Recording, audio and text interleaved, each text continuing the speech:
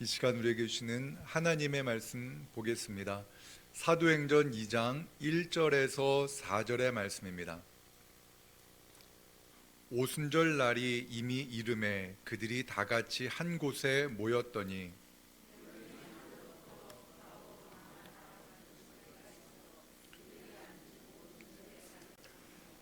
마치 불의 혀처럼 갈라지는 것들이 그들에게 보여 각 사람 위에 하나씩 임하여 있더니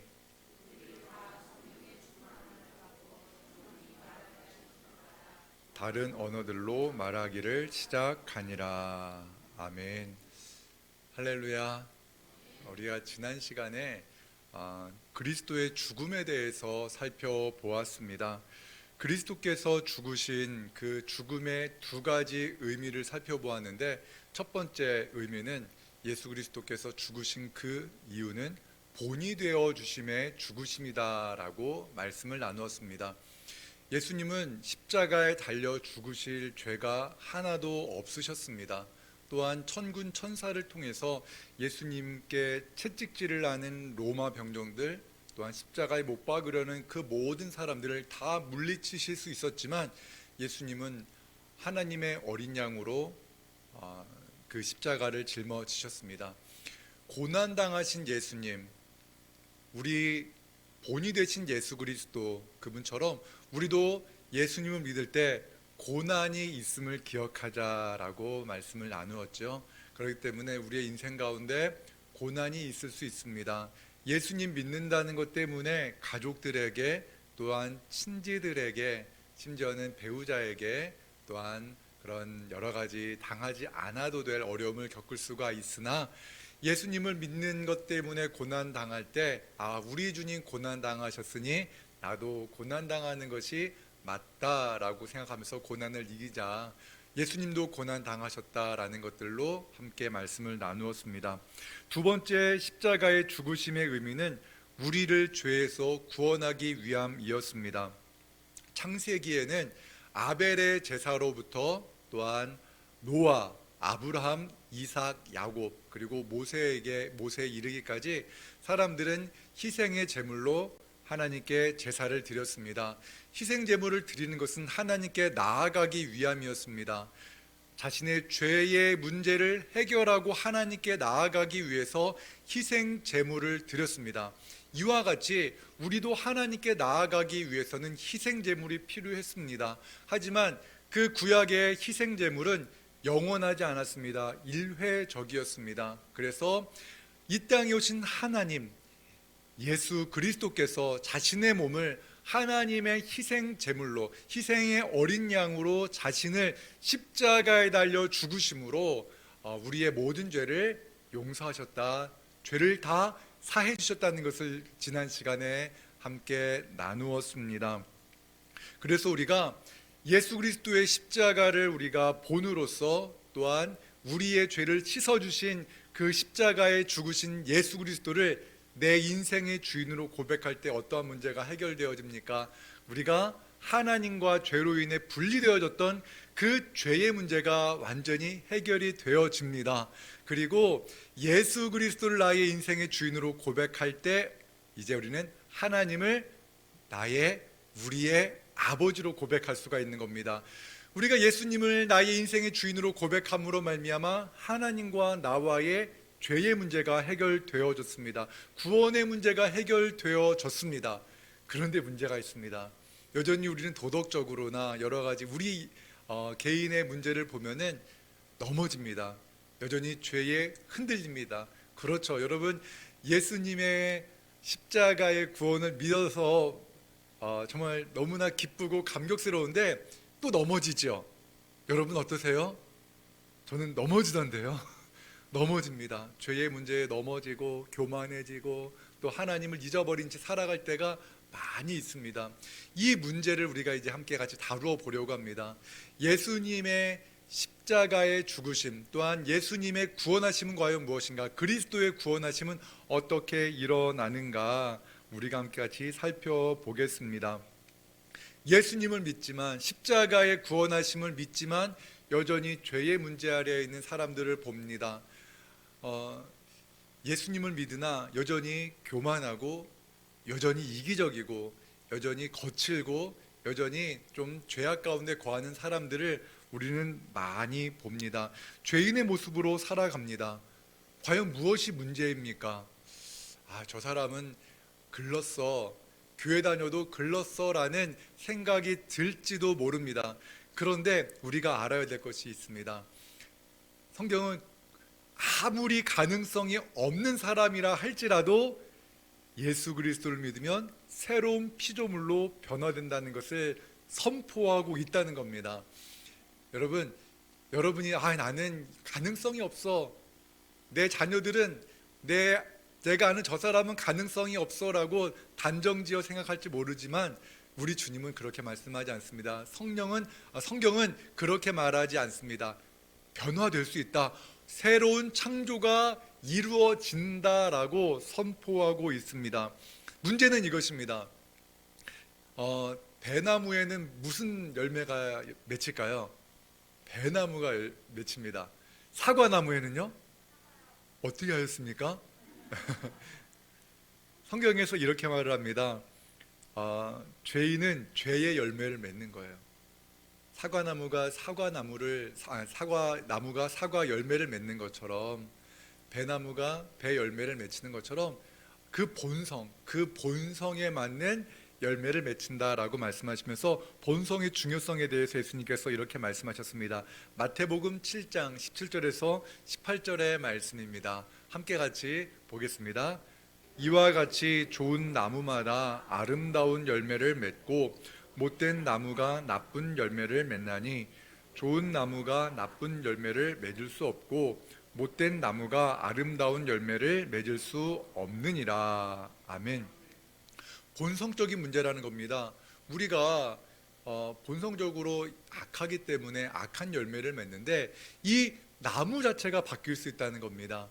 예수님께서 니고데모와 대화를 하실 때 예수님께서 말씀하셨습니다. 사람이 거듭나지 않으면 하나님의 나라를 볼 수 없느니라 라고 이렇게 말했습니다. 거듭난다, 다시 태어나지 않으면 하나님의 나라를 볼 수 없다라고 말했을 때 니고데모는 그러면은 내가 어떻게 거듭나겠습니까? 엄마의 뱃속으로 다시 들어가야 됩니까? 라고 이렇게 이야기를 할 때 예수님께서 말씀하셨습니다. 사람이 성령으로 거듭나야 된다라고 말씀하십니다. 성령으로 거듭날 수 있음을 말씀하십니다. 성령으로 거듭난다는 것이 과연 무엇인가요? 예수님께서는 제자들에게 말씀하셨습니다. 십자가의 고난을 말씀하셨고 예수님은 그 죽으심 이후에 부활 이후에 승천하실 것이다, 하나님께 다시 올라갈 것이다 라고 말씀을 하셨습니다. 하나님께 갈 때, 하나님의 보좌로 돌아갈 때 무엇을 약속하셨는가? 바로 성령을 보내주실 것을 약속해 주셨습니다. 성령을 보내주실 것을 약속하셨는데 요한복음 16장 7절의 말씀 함께 같이 읽겠습니다. 내가 너희에게 실상을 말하노니 내가 떠나가는 것이 너희에게 유익이라.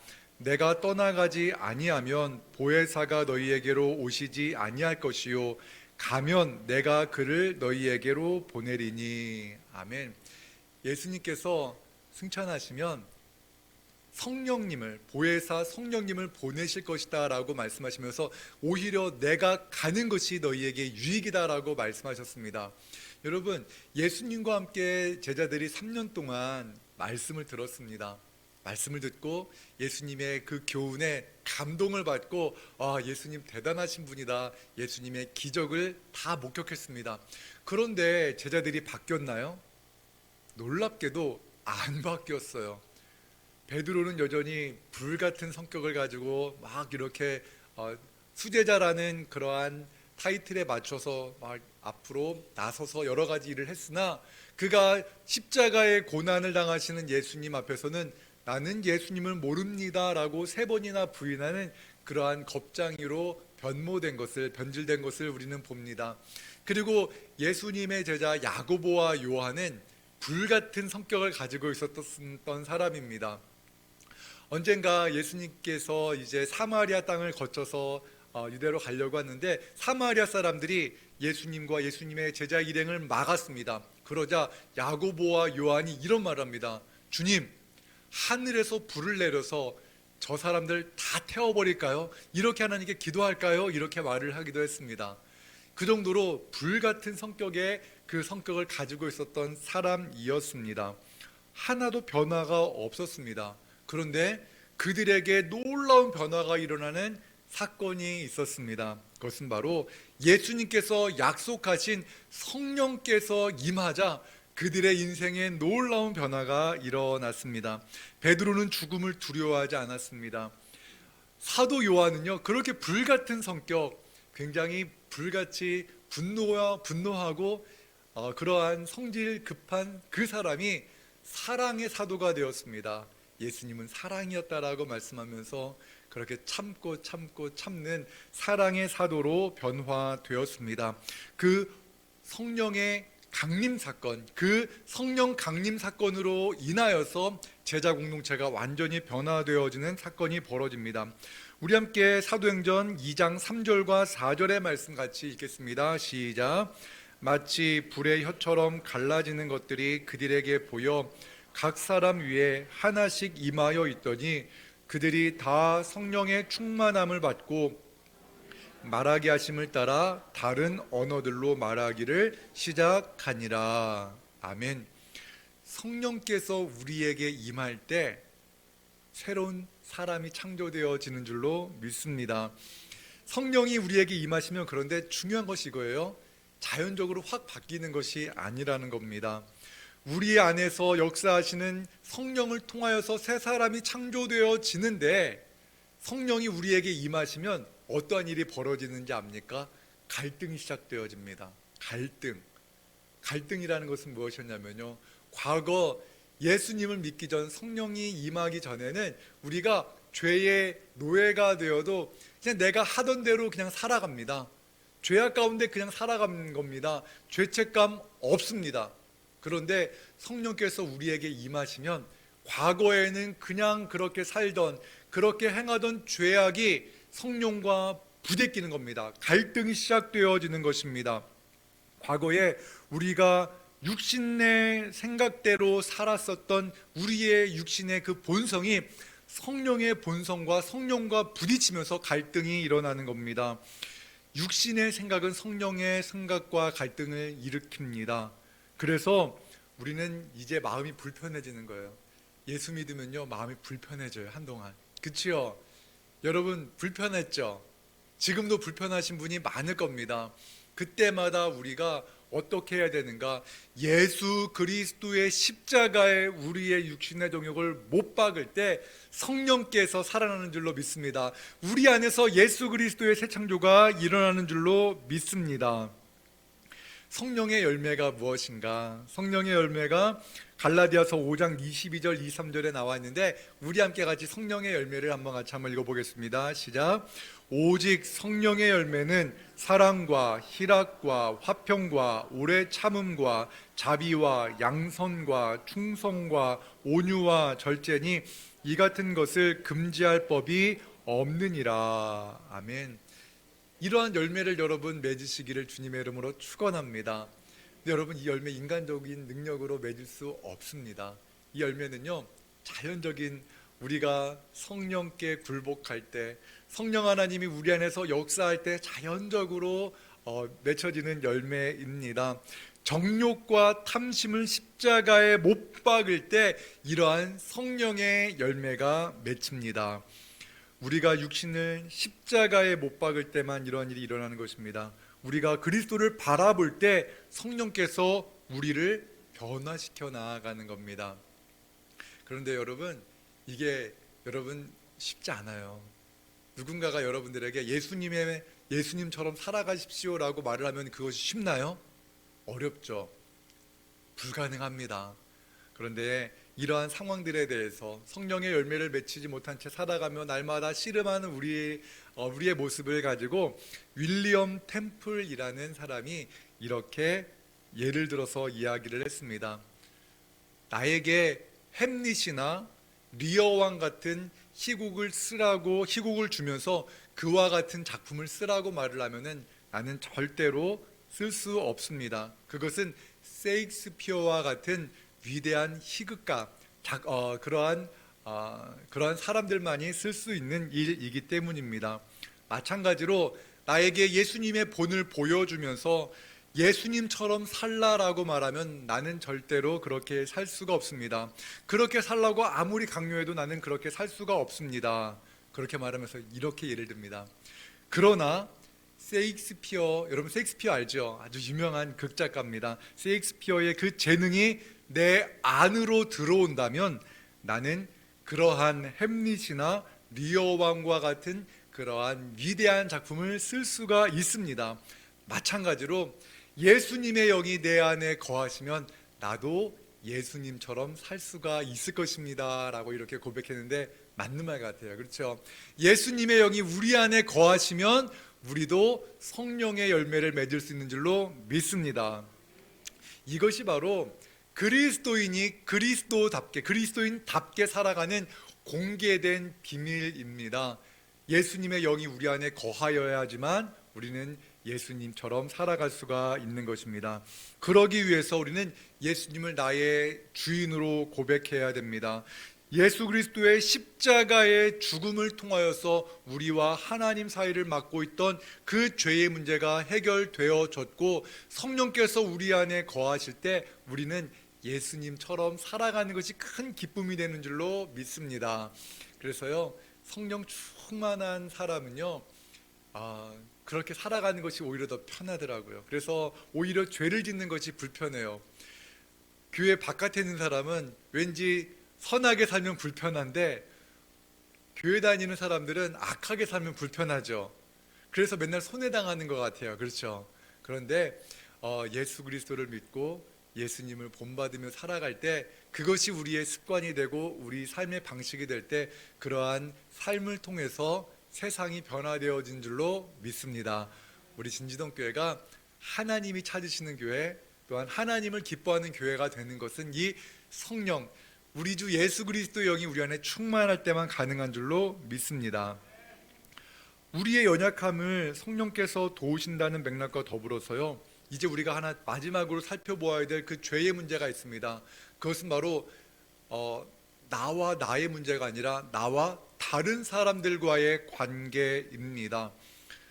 십자가에 달려 예수님께서 죽으심으로 말미암아 하나님과 우리의 문제가 해결되어졌습니다. 그리고 성령께서 우리 안에 거하심으로 말미암아 우리 안의 죄의 문제가 이제 갈등을 거치면서 조금씩 예수 그리스도의 그 본을 따르며 살아갈 수 있는 힘과 은혜를 경험하게 됩니다. 그러나 여전히 우리와 다른 사람들과의 관계는 어렵습니다. 죄는 무엇보다도 나와 다른 사람들과의 관계에 있습니다. 죄가 들어왔을 때 어떠한 일이 벌어졌습니까? 가인이 그의 친동생 아벨을 쳐 죽였습니다. 죄의 결과는 나를 신처럼 만드는 겁니다. 나 외에 다른 사람들을 인정하려 하지 않습니다. 이것이 바로 죄의 문제인데 이 죄의 문제를 어떻게 해결할 수 있을까? 그것은 바로 교회를 통해서 해결되어질 수 있음을 성경은 말씀하고 있습니다. 교회는 주는 그리스도시요 살아계신 하나님의 아들입니다 라고 예수님을 주인으로 고백하는 사람들의 공동체입니다. 그렇기 때문에 예수님을 주인으로 고백하는 사람들의 공동체이기 때문에 예수 그리스도를 중심으로 우리는 하나가 되어지는 것입니다. 예수님이 말씀하셨습니다. 내가 너희를 사랑한 것처럼 너희도 서로 사랑하라. 그 말씀에 순종하는 공동체가 바로 교회입니다. 우리가 이렇게 옆에 있는 분에게 한번 인사하겠습니다. 주님의 명령이니 사랑하겠습니다. 주님의 명령이니 사랑하겠습니다. 여러분, 주님의 명령입니다. 우리가 예수님을 주인으로 고백할 때 그 명령이 우리 안에서 역사하는 것입니다. 교회는 천국의 모형입니다.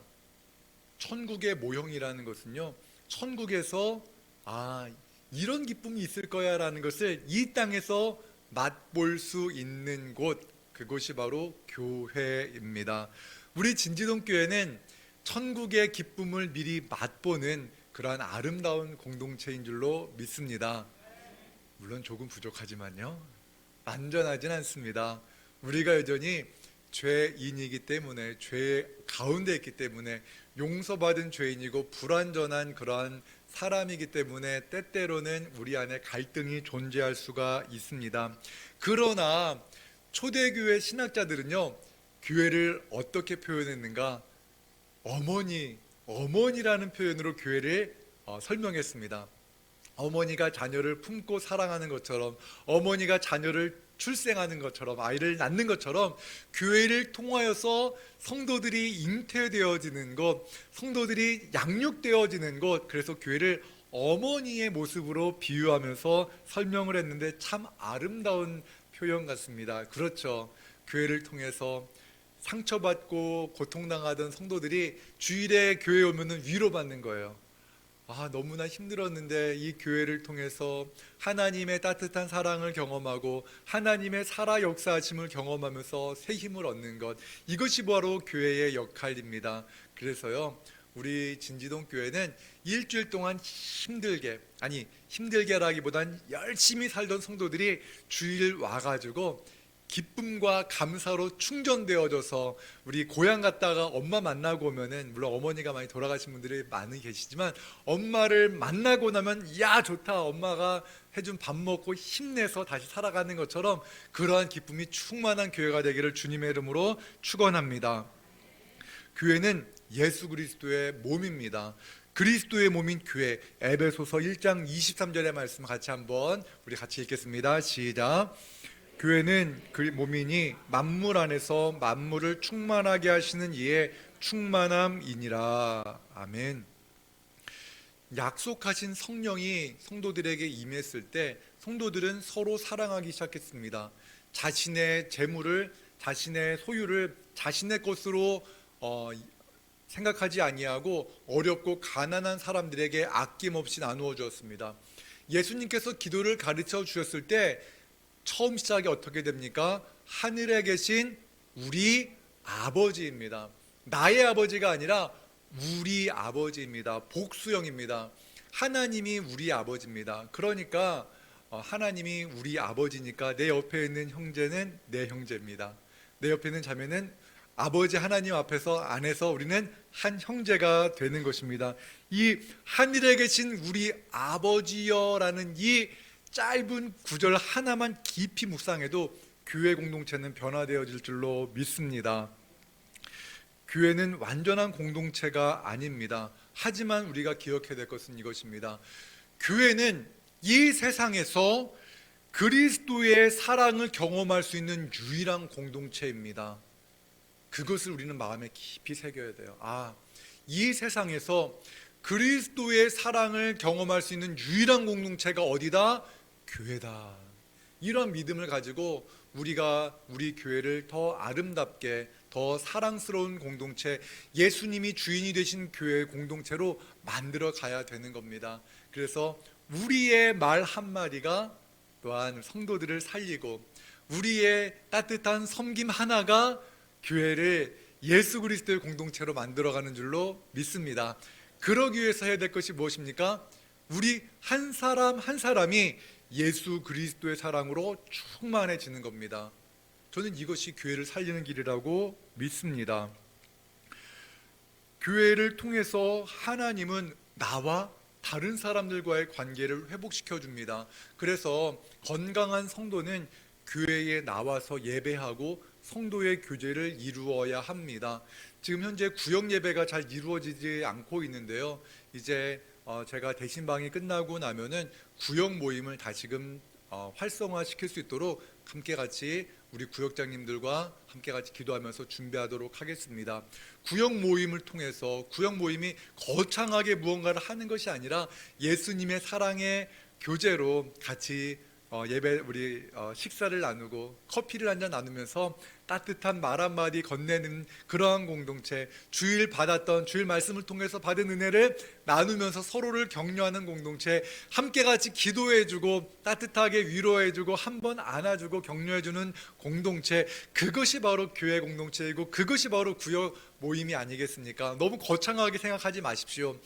예수님의 사랑으로 손 한번 잡아주는 그러한 공동체, 그것이 바로 아름다운 공동체인 줄로 믿습니다.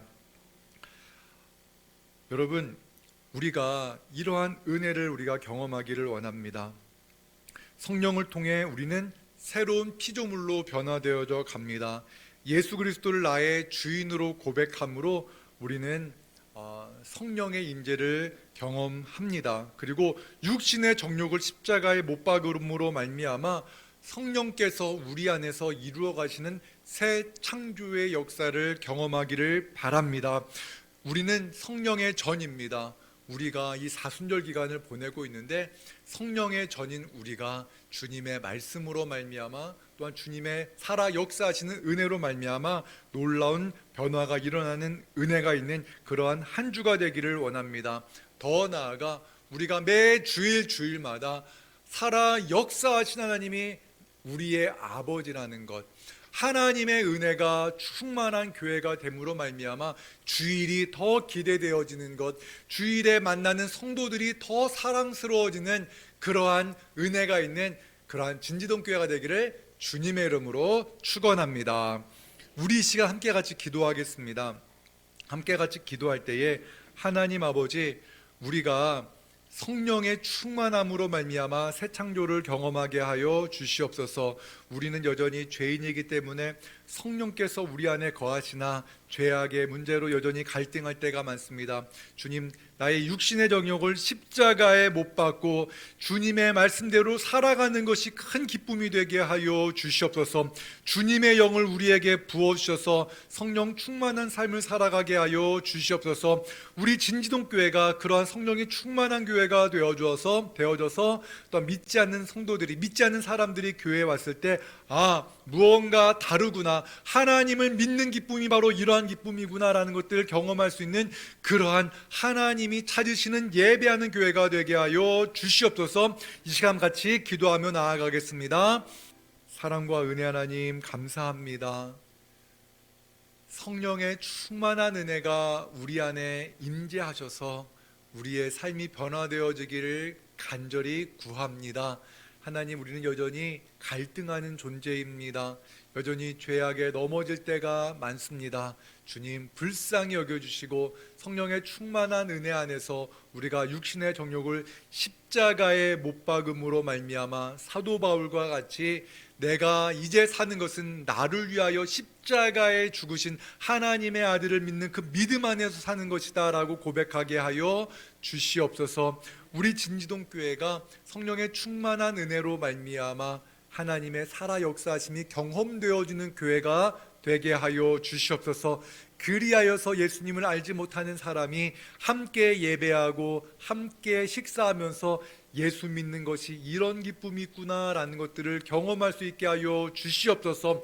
우리 진지동 교회가 천국의 모형이 되는 교회, 하나님이 기뻐하시는 교회가 되게 하여 주시옵소서.